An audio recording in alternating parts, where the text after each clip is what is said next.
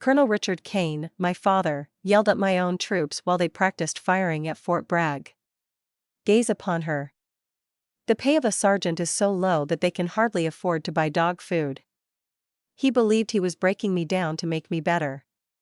To him, it was discipline; to me, it was something else entirely. He had no idea that I was quietly looking into the criminal plot he was leading. An organization that was betraying his soldiers for financial gain. This is the account of how I brought down his empire by employing the abilities he hated, upon falsehoods. Excuse me, I am Morgan. My name is Sergeant First Class and I'm 35 years old. I serve in the U.S. Army. I felt like I had entered the 7th circle of hell right then and there. Firing Lane 7 at McCallayer's Lodge was under pressure from more than just the stifling North Carolina summer heat. The oppressive stillness was made worse by the unfriendly quiet.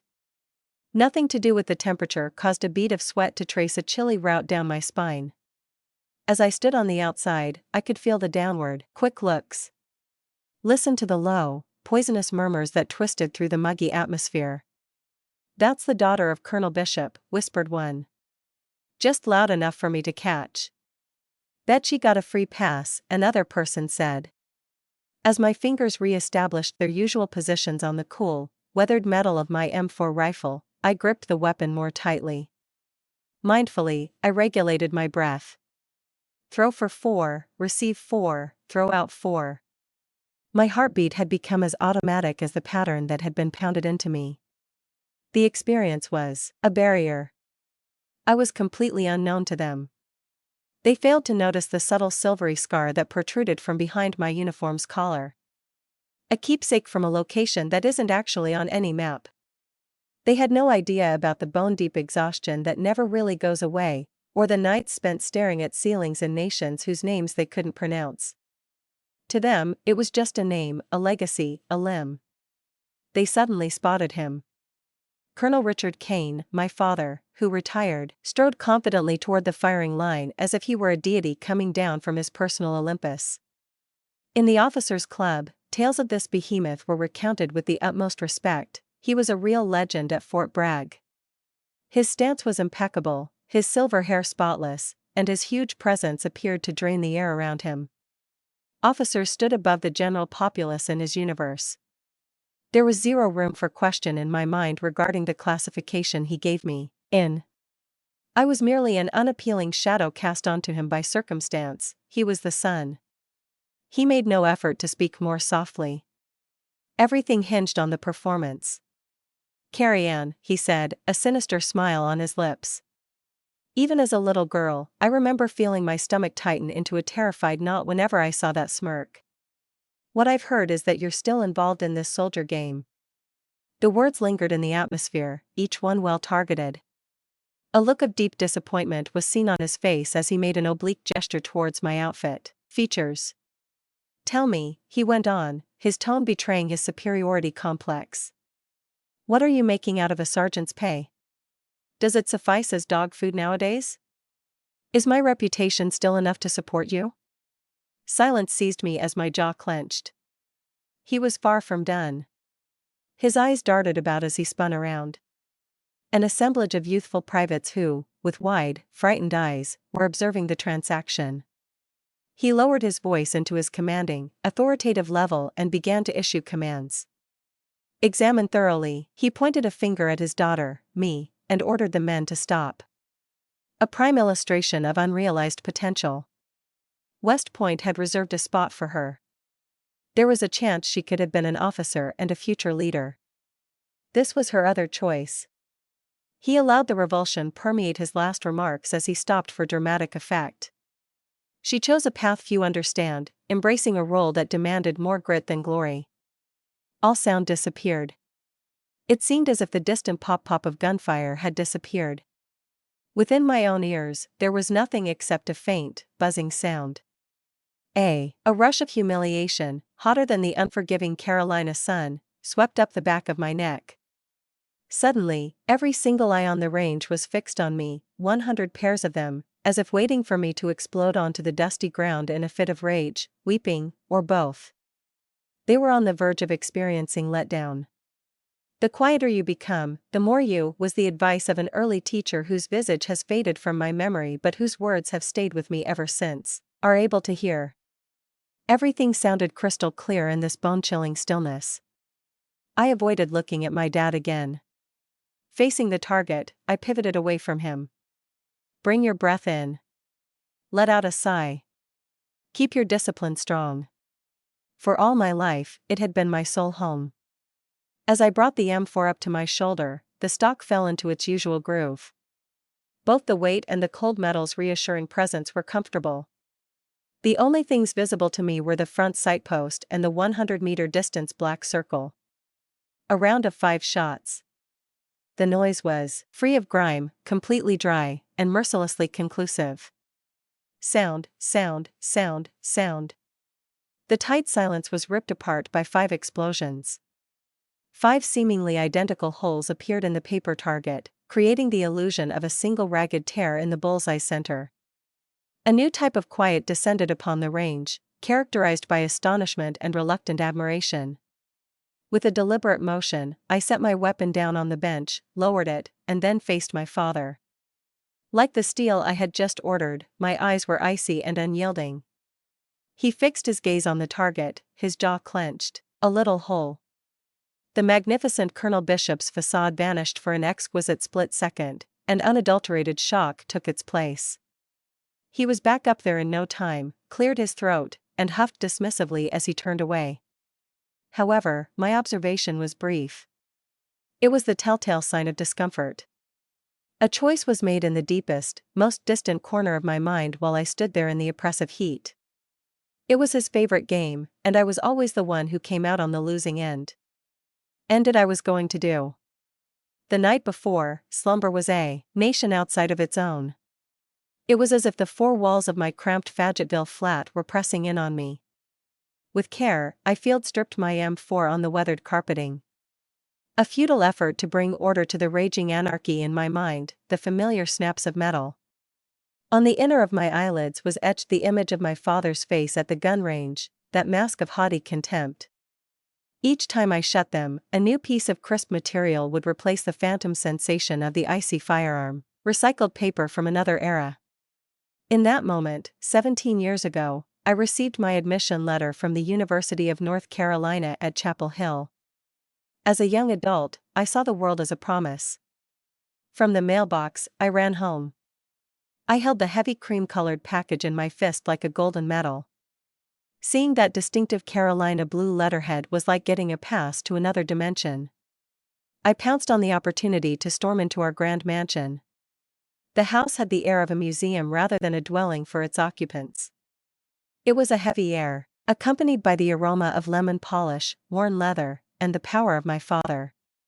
The master of his domain was engrossed in his research. Perspiring onto a leather coaster, he sat behind a large mahogany desk with a big tumbler of amber bourbon. The built-in bookcases adorned with judicial and military histories were bathed in long shadows as the sun dipped below the horizon. In his castle, he was king, and I was a subject paying my respects. I extended the letter, my heart racing with an immature, passionate need for his blessing. Grasping it, he scanned the words without showing any sign of feeling. As he shook his drink, the only sound that broke the long silence was the clink of the ice. At last, he raised his head to look up, but his expression was cold. "Great," he exclaimed. It was a shortened word. "Which one is the major? Is it law? Business? In order to attend officer candidate school, you must have a decent degree." Breathing deeply, I paused. My voice was more confident than I felt as I told my dad, "I'm going to enlist first. I want to serve like you." Suddenly, everything changed when a steel door banged down behind him. With a sharp thud, he placed the bourbon glass on the desk.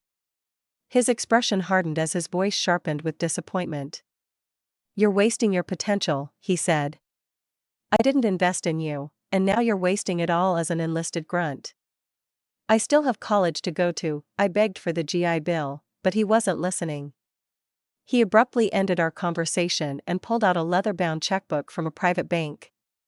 This, he said, his voice becoming icy, is since the day you were born, your mom and I have been putting money into a college fund for you.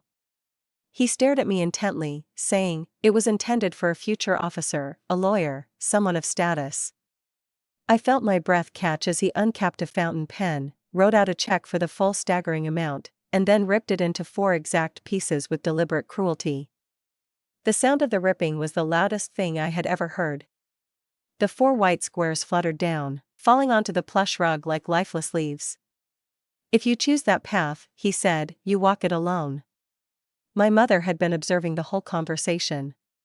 She locked eyes with my pleading gaze for a devastating second before averting her eyes. Her silence was a deeper betrayal. That night, I packed a single duffel bag and walked it alone. His disdain wasn't an isolated incident, it permeated every aspect of his life, the legacy he bestowed upon me. My initial years in the military were arduous.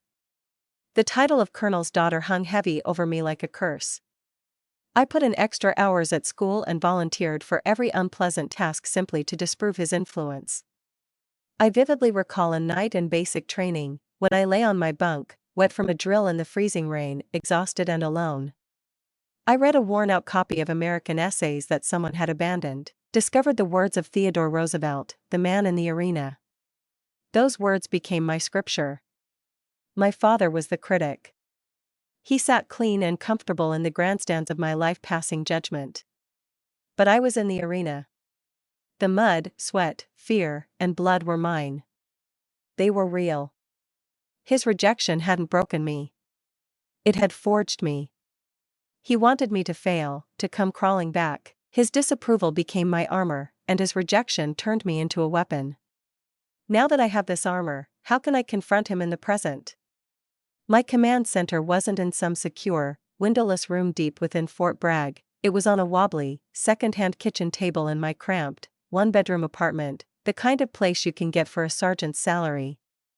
He never understood that by tearing up that check, he had unintentionally given me my greatest asset, total independence. In Fayetteville, the night was thick with the constant buzzing of electric cicadas, breaking the silence. The only source of light inside was the frigid blue light from my laptop, casting long, distorted shadows on the cracked linoleum floor. I was too preoccupied to eat, so I sat with a can of Campbell's chicken noodle soup and a half-eaten sleeve of saltine crackers next to my elbow. On the screen was a mind map. At its core was one name, stark and final, Richard Bishop. Branches snaked out from that central node, each one a tendril of his carefully constructed world. There were shell corporations with boring corporate names, routing numbers for offshore bank accounts, and an ever-expanding list of names that seemed like possible conspirators. This wasn't going to be an angry, messy confrontation, that was his world, not mine. Campaign like preparing for a mission in hostile territory. I started by collecting meticulous intelligence, which was quiet, patient, and methodical. I recalled reading an account of how the FBI finally brought Bernie Mae down.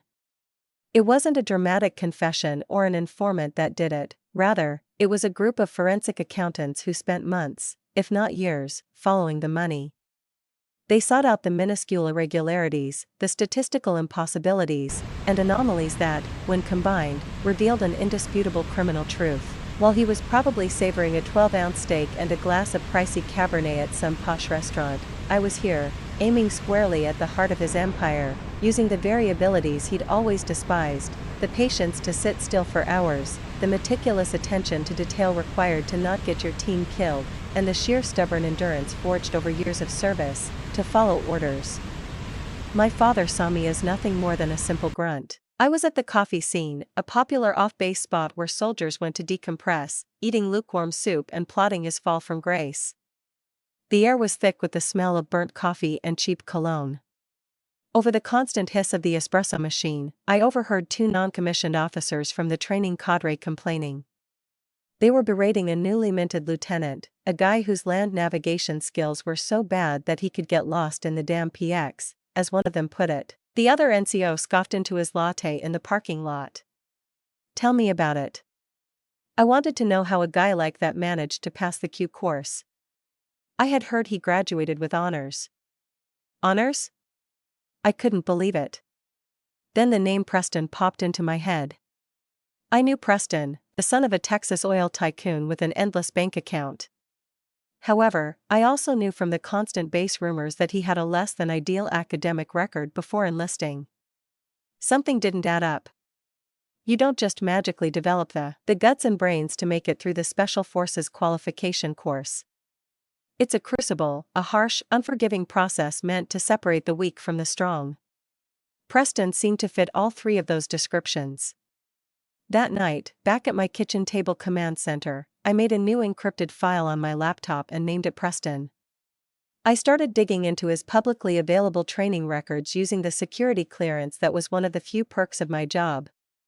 I wasn't searching for a. He had finished a crucial and extremely challenging training module in nearly half the time of the course's fastest recorded graduate. This wasn't just impressive, it was statistically impossible. It was the first real crack in the facade. The weeks that followed fell into a grueling, bifurcated rhythm. By that point, I had uncovered the smoking gun. But that wasn't all. There was still a loose thread, something to pull on. I was Sergeant First Class Bishop, a paragon of efficiency, reliability, and silence, as I led my squads through drills. As the sun dipped below the horizon and the base fell silent, I changed personas. I became an investigator, turning my tiny kitchen into a data analysis cell. Fueled by bitter instant coffee, I laboriously cross-referenced names, dates, and figures, meticulously tracking the public transactions of the shell corporations my father controlled through a complex network of legal loopholes. Gradually, a pattern started to emerge, albeit a faint one. After certain distinguished graduates, like Preston, received their certifications, large sums of money, always disguised as consulting fees, would be deposited. With meticulous precision, I was piecing together each number, date, and name, constructing a wall of evidence that was solid, methodical, and irrefutable. An overwhelming sense of weariness started to permeate my being. It was like a heavy burden that never let me relax, but discipline kept me grounded. Discipline was my safe haven. My dad had instilled in me the values of strength, resilience, and never showing weakness. Little did he know that those same values would be turned against him someday. As I laid each brick in my lonely path, it became more apparent. I despised these events, these dog and pony shows. Once a year, the brass would bring out the newest military hardware for a combat drill. I was assigned to logistics support, a glorified supply clerk role tucked away behind the main staging area. I was grateful for the anonymity. My job was to stay in the shadows and make sure the people in the spotlight had everything they needed for the capabilities demonstration, which was a carefully choreographed performance for visiting politicians and defense contractors. The day was filled with pressed uniforms, forced smiles, and carefully managed optics. My first sergeant probably knew my aversion to the spotlight. He was dressed in a dark suit that cost more than my last 2 paychecks combined. He held court, shook hands, and laughed, his booming laugh that always sounded more like a command than an expression of joy, in the presence of the dignitaries like a peacock. My father, on the other hand, was a completely different animal. He didn't see this as a duty, but as a stage. I watched as he thrived in this environment. Looking on from a distance, he cornered a U.S. senator and began an ostentatious description of some intricate building entry technique. His voice resounded with authority, as if he had just broken into a building under fire yesterday, rather than spending the last decade collecting exorbitant fees as a strategic consultant. His eyes briefly glanced in my direction, carrying with them his signature scorn, a subtle reminder of my place in his hierarchy, universe. Unnoticed, unimportant, a pawn for greater men. I merely lowered my head and returned to reviewing the inventory on my clipboard.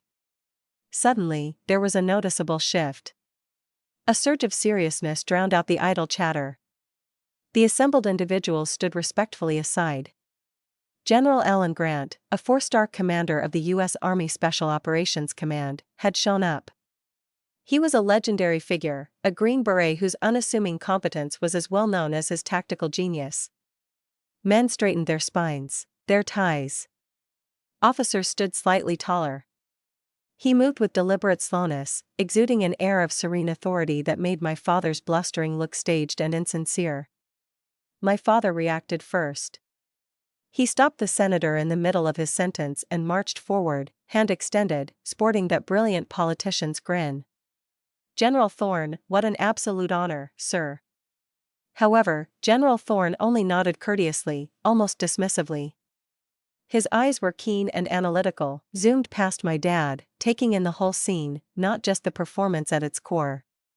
Then, for what felt like an eternity, the four-star general, the man at the pinnacle of my career, stared directly at me, standing in the shadows with my clipboard.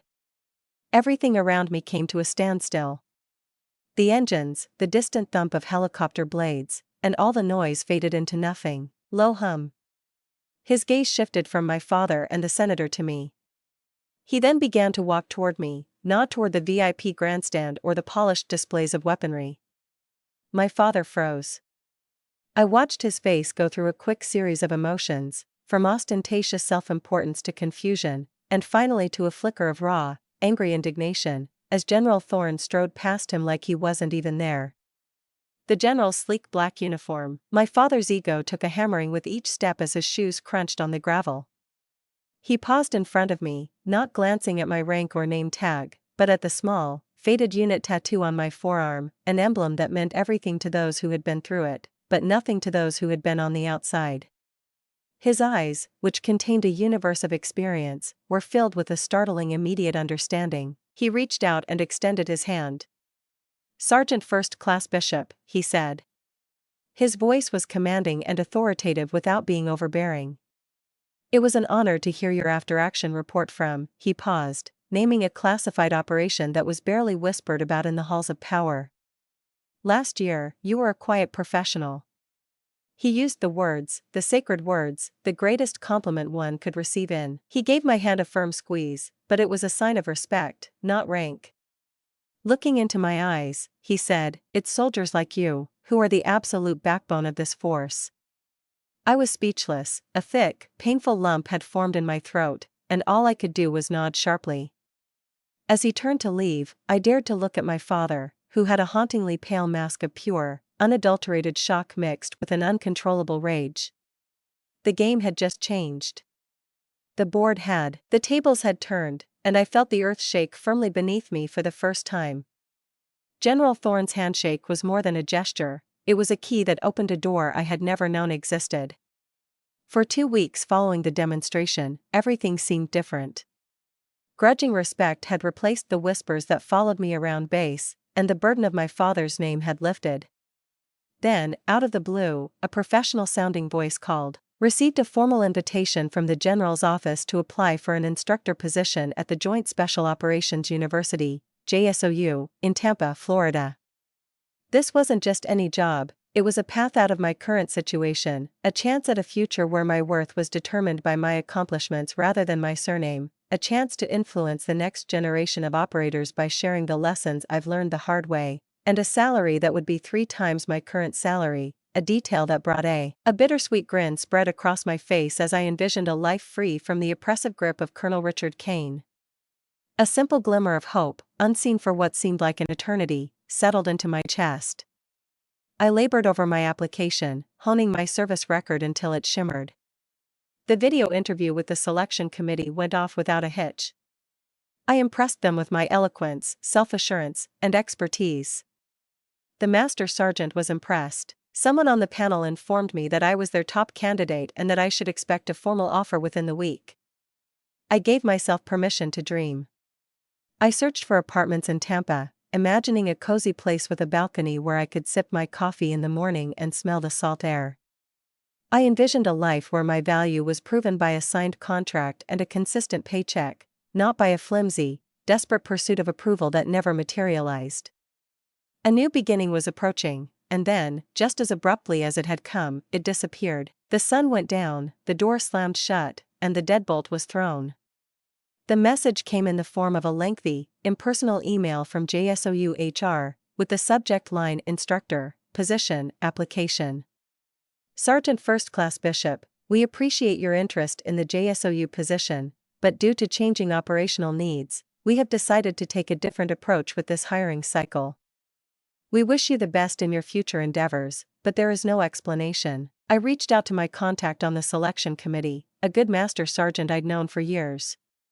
His voice was strained, heavy with an unease that resounded throughout the phone. "Morgan, listen. No feedback, just a cold corporate dismissal, a digital slap in the face." My hand started to tremble as I read it twice, then a third time, as if the words might change. He spoke slowly and cautiously, his voice trailing off. "I shouldn't be telling you this. It's way above my pay. Unfortunately, I received a call from a senior consultant with significant influence in Washington, D.C. It made me feel sick to my stomach. I knew this was going somewhere. The consultant expressed serious worries about your mental health after returning from multiple combat deployments.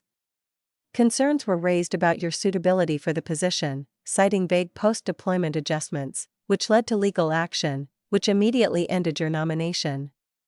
I apologize, Morgan, but I was unable to do anything about it. It wasn't just that my heart sank, it froze. I felt a physical sensation of emptiness and terror in my chest, as if I were a liability risk. He had turned my service and sacrifices, the very things that made me qualified for the job, into a weapon, portraying me as fragile and unstable. My father was the only person in the world who could pull off such a feat of cruelty and influence. He couldn't defeat me on merit, so he poisoned the well. He had slipped into the shadows and whispered lies into the ears of bureaucrats, men who were more afraid of lawsuits than they were of honor. He had turned my strengths into my weaknesses. The anger that welled up within me was unlike the scorching shame I had experienced at the firing range.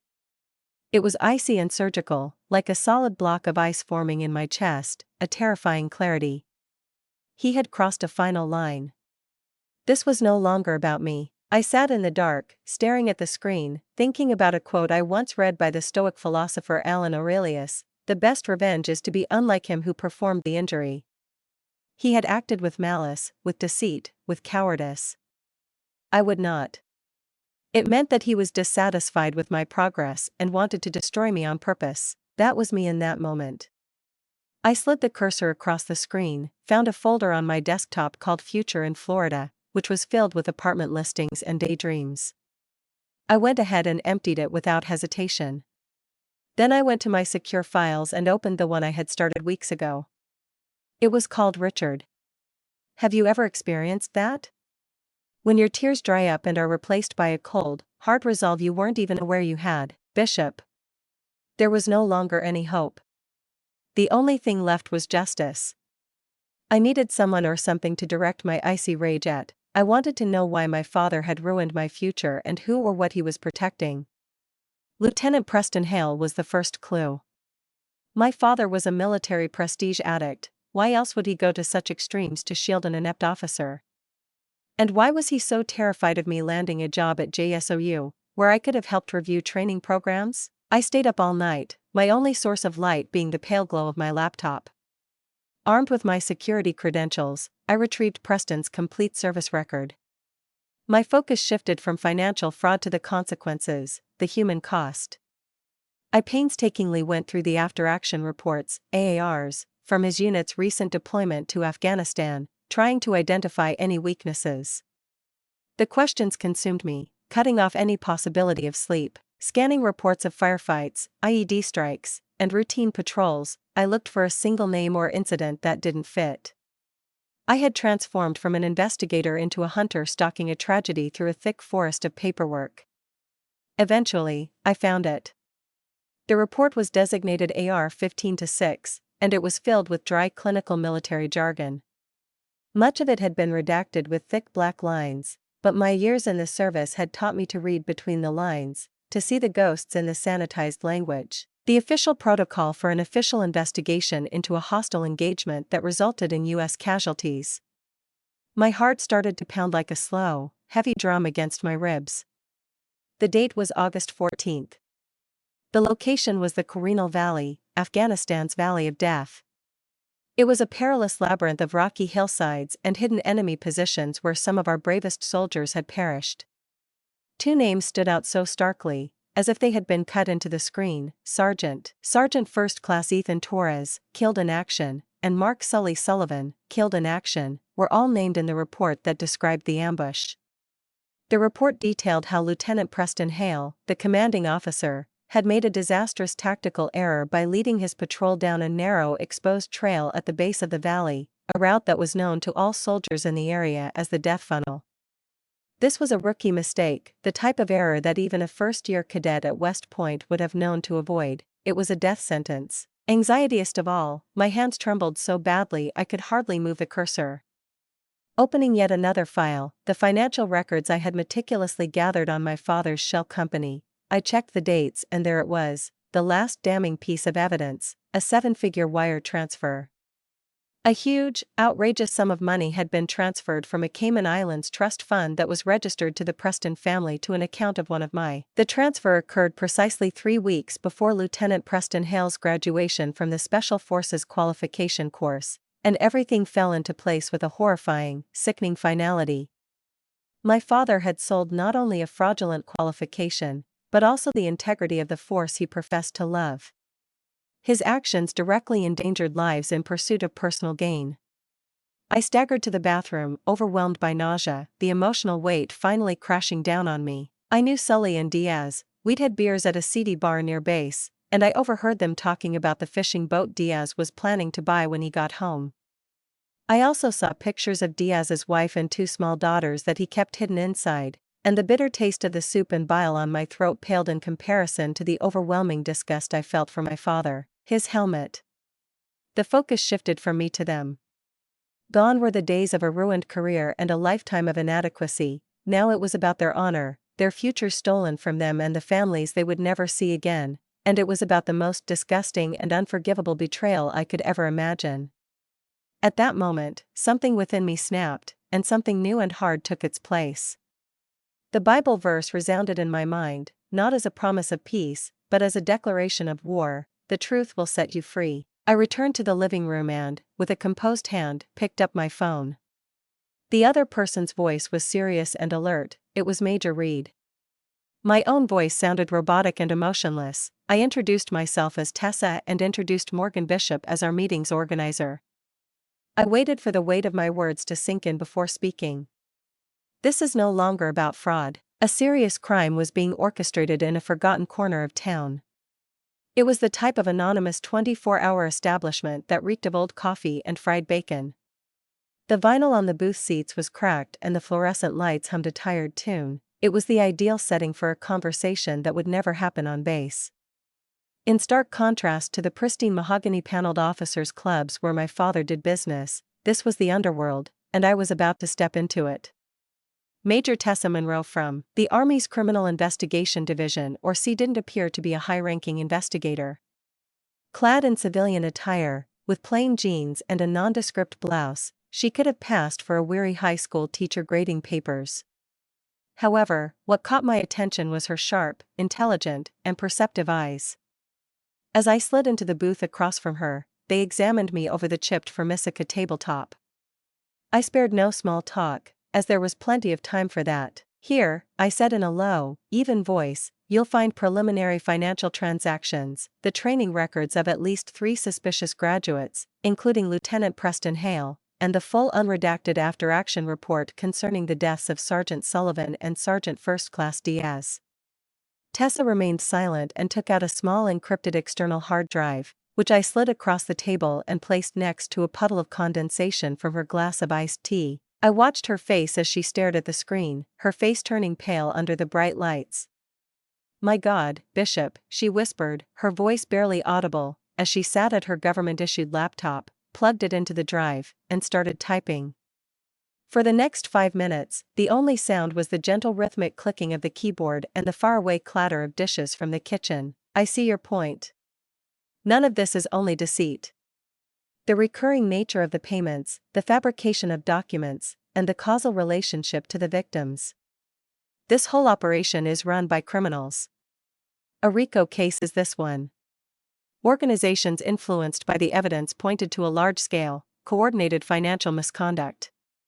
Criminal syndicates and mob lords were brought down by the legal hammer.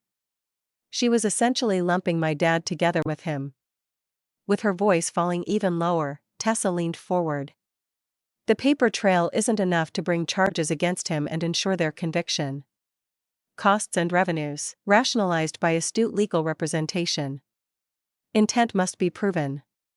We require an unambiguous connection, something that connects him directly to the illicit deed, not only to the funds.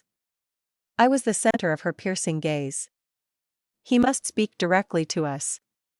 Between us, the weight of the unspoken inquiry lingered. Her voice changed from that of an investigator to that of a commander as she addressed Sergeant First Class Bishop. There is no one else who can approach him without arousing suspicion but you. Possibly, he will only speak to you. Do you intend to? I had a profound understanding of her, asking. A recording and a cable. To get a confession out of the man who made me and then sought to kill me, I would have to voluntarily enter the lion's den and confront him face to face. I felt a surge of nauseousness that was both cold and acidic. Seeing their faces put an end to the repulsive idea. A beer and Sully's laughter. The image of Diaz's daughter's first day of school was something he was really proud to show me. An immediate and unwavering determination put an end to the disgust. It was just an idea that I understood while working outside. When moving slowly, everything goes well. Careful execution is my preference.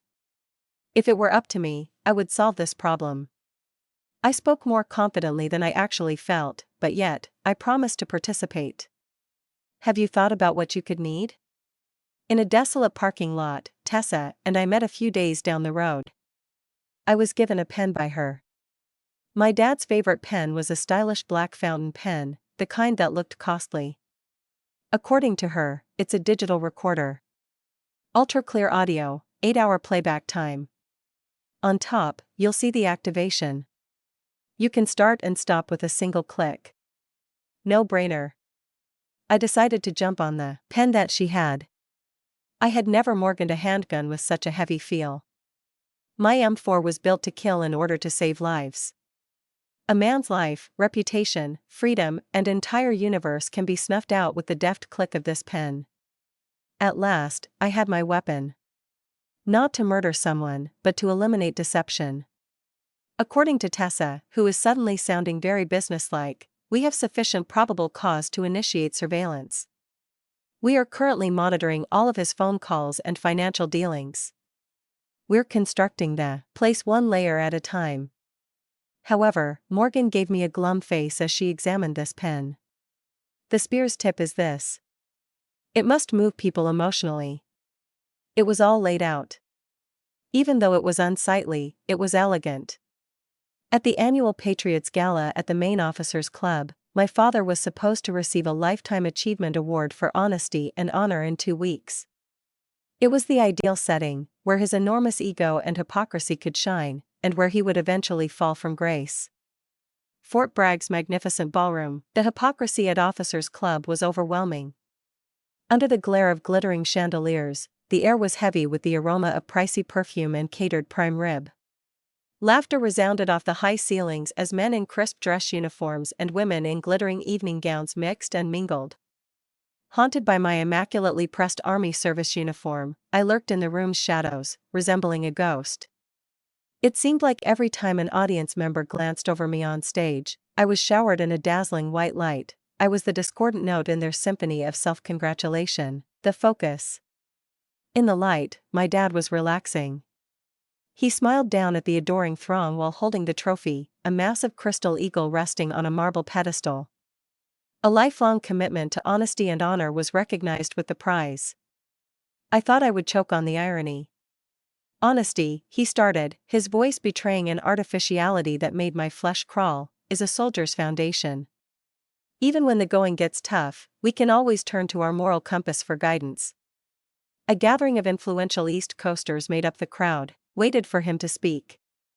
He went on to say, cross his heart, that honor is not something you can buy or sell. I nearly let out a surprised laugh. My fingertips brushed over the cool, smooth surface of the pen that was stashed in the pocket of my uniform jacket.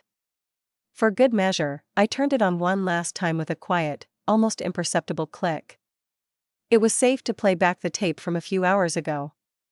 Going to his workplace as a daughter congratulating him on trying to make peace was my ruse. The lure was straightforward, an appeal to his pride, and he had swallowed it whole. His recorded voice sounded haughty and pompous, and I remembered the Preston circumstance. Despite the child's idiocy, his father is a reliable payer. Karen, it's just the way things are. It is something you ought to have mastered. Oh, look at him now, harping on the subject of honor.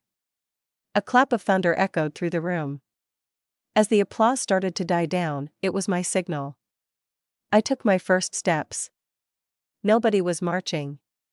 The tempo was just right, it was slow and methodical. Move at a leisurely pace, slow. We measured every step. The polished floor echoed with the steady rhythm of my low-top dress shoes, as if a time bomb were ticking away. Heads started to turn as the room fell silent. Discussions ended abruptly. Coming out of hiding into the light caused a wave of bewilderment to wash over the assembled multitude. While performing, my dad clenched his jaw and halted mid-sentence. As he narrowed his eyes to the onlookers, a look of irritation crossed his face, which he promptly concealed. Attempting to suppress a laugh, he murmured, "Get back in charge of the space. My daughter, Sergeant First Class Morgan Bishop. It seems she's come to share in this wonderful moment."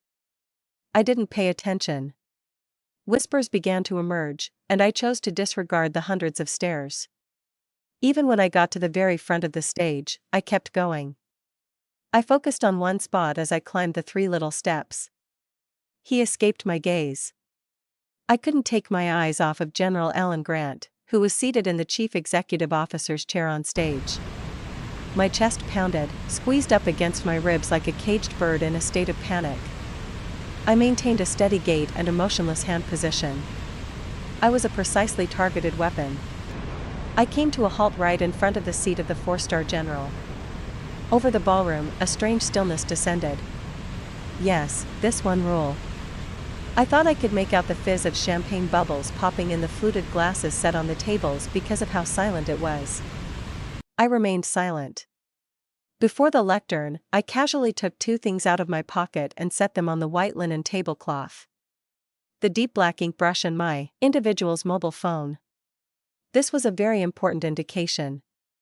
In the rear of the ballroom, 2 glum men in black suits subtly barred the main entrance. As I looked around, I noticed Major Tessa Monroe getting up from a table not far away on my right. A weary educator, she was no longer. Her gaze was fixed on her target, as befits a huntress. At the same time, a huge presentation screen behind the stage began to flicker. It had been showing a heroic portrayal of my father that had been very flattering. The unassuming, stark user emerged in his place. User interface for an audio player. I took a random glance at General Thorne. His expression was one of deep disappointment and gloomy comprehension. He glanced at the pen, then back at me, and finally nodded once, barely perceptibly. I didn't require any other authorization than that. I pressed play on my phone. There was no wired connection. Thanks to the ballroom's cutting-edge sound equipment, the sound was transmitted instantly. The hall-filling voice was also not that of a polished, motivational speaker from just now. The voice belonged to my dad. Angry, haughty, and disdainful people. The current state of the pound. Despite the child's idiocy, his father is a reliable payer. That's just the way things are. Honor belongs to the humble, to the slobs who slog it out in the dirt, Quran. The focus for men like us is on outcomes. Everyone in the room let out a gasp. Richard Bishop's face lost all of its pigmentation. As if his cords were severed, his self-assured posture crumbled. His eyes darted from the television to he was talking to me, his jaw moving back and forth without making a sound.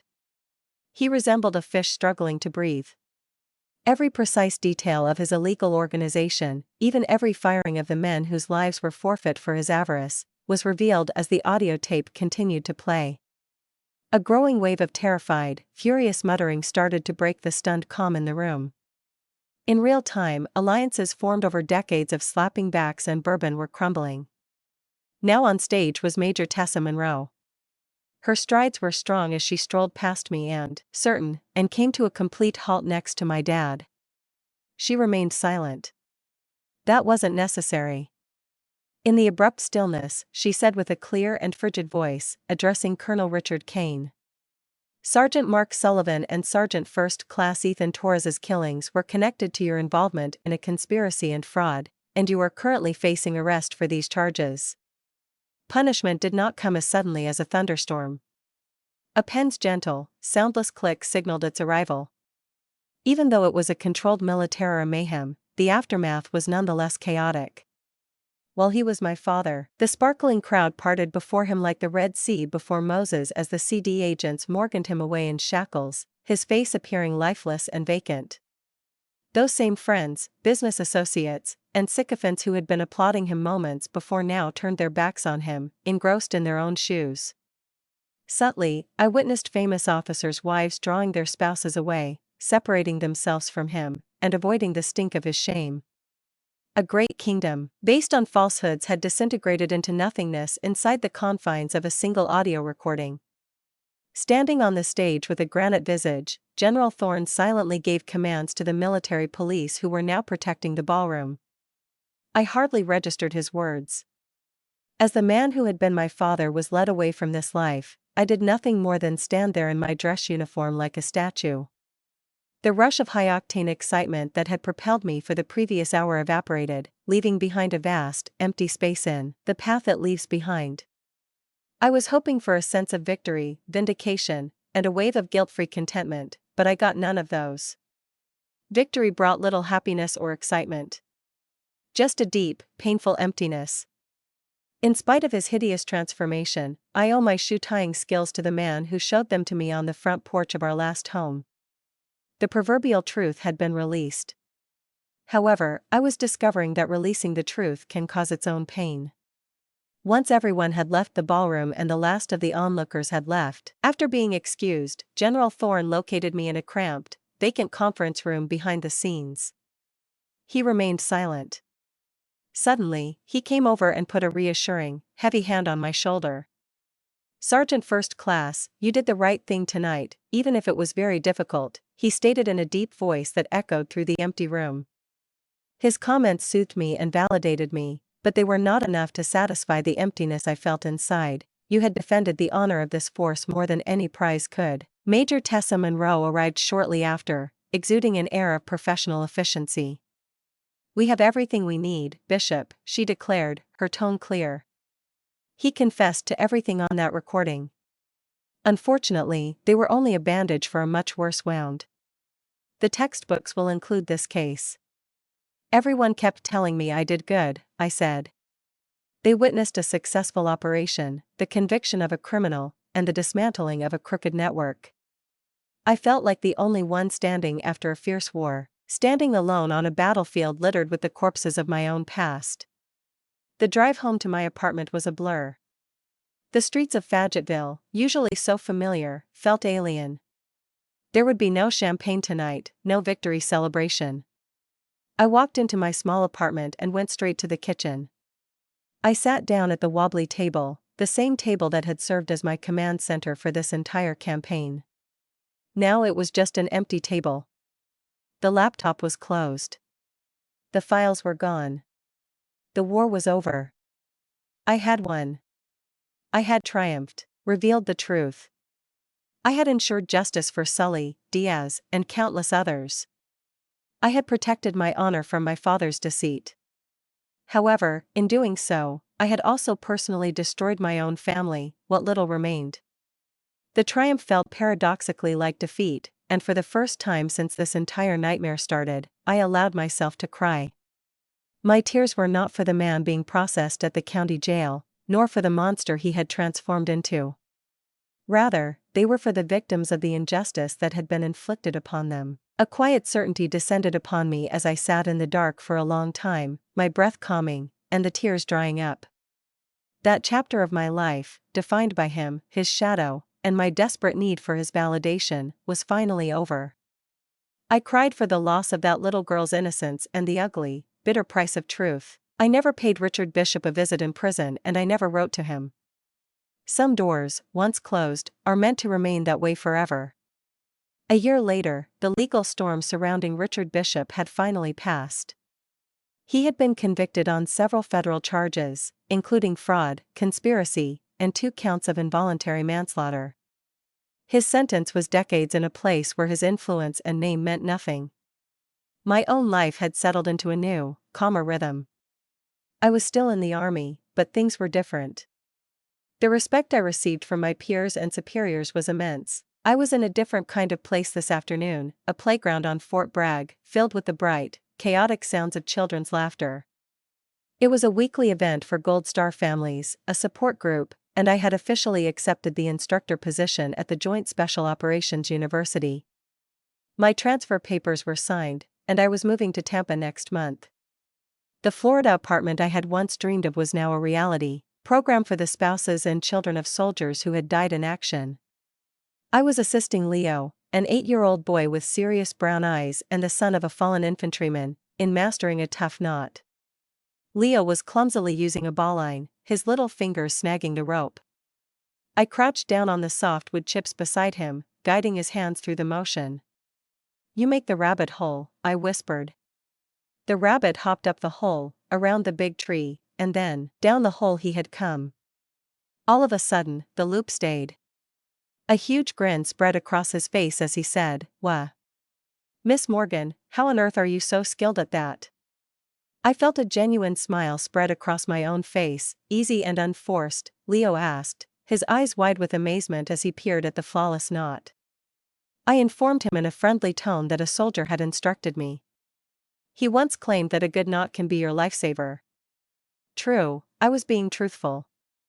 On a unique father-daughter camping excursion, that soldier had instructed me in the art of knotting. My biological father passed away when I was slightly older than Leo. Among my few pristine recollections of him, it stood out. A glimmer of hope in the midst of a shadowy past. Because they were so related to the guy he became and so terrible, I had tried to suppress such memories for a long time. However, I was now gaining knowledge. As I was learning to let go of the past, I had to sort through its debris, save what was useful, and discard the rest. Ash and duplicity were his legacies. I would want to propose my be different. Here it is, in the jubilant grin of a little child who has just mastered a new skill. For the family who had given so much, it would be in being there quietly to lend a helping hand. The values of honesty, bravery, and truthfulness would be the ones I would instill in the JSOU recruits of the future. Afterwards, I went for a drive as the sun started to set that night. Leaving Fayetteville, I headed east, in the direction of the shore. Sitting on the refreshing beach and taking in the seemingly infinite views, I found myself in Wilmington, the waves' rhythmic movement. With each collapse, they initiated a strong and perpetual cycle of devastation and regeneration, repeatedly rinsing the earth clean. The strong, clear aroma of salt wafted in on a constant breeze that seemed to be sweeping away any final vestiges of the past as it swept in from the Atlantic. Taking in the breathtaking view of the ocean, I had the epiphany that my father was no longer my father, Colonel Bishop. The hero who deposed her own father wasn't me. Names and positions that I held, been dragged into the drama of another person. It was not I. To put it simply, I was Morgan, a soldier, an educator, and a survivor. The sky was adorned with vivid streaks of orange and purple as the sun dipped below the horizon. In Florida, a fresh start was awaiting me. To be honest, I had no idea what it would bring. A profound, unwavering certainty, nevertheless, had never before washed over me. The future was up to me to plot. I gave the orders. Whatever happens to me, I control. My soul is under my command. Along this path to the shore, too, it was a lengthy and solitary period of tranquility. But I'm realizing I'm not completely alone while I speak this. Many of you have, I'm sure, fought silent struggles to recover your own soul, and I know that you have. Here, on this platform, we can share our tales and demonstrate that resilience is genuine. Join our community by subscribing if my story touched you.